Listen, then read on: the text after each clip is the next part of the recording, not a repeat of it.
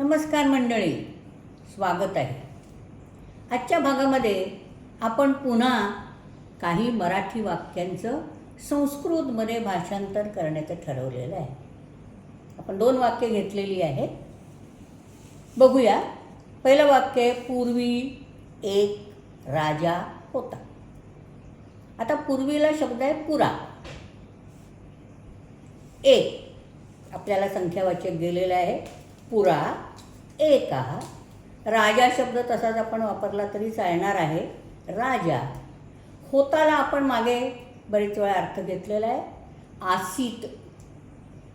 मग पुरा एकः राजा आसीत. दुसरं वाक्य त्याला लगेच संलग्न आहे. तो अत्यंत दयाळू होता. आता तोला आपल्याला शब्द गेलेला आहे 6. अत्यंत आपण मराठीत शब्द वापरतो. अतीव. 6 अतीव.